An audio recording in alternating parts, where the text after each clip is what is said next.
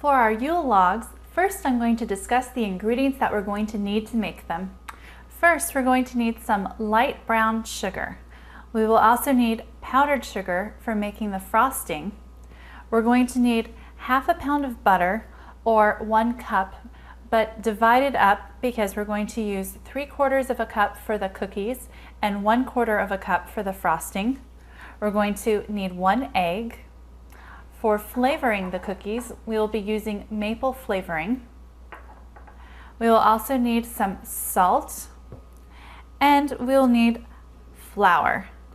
And another ingredient, which I did not put out yet, is we will need a little bit of milk for making the frosting, just enough for adjusting the consistency to a spreadable consistency for the frosting.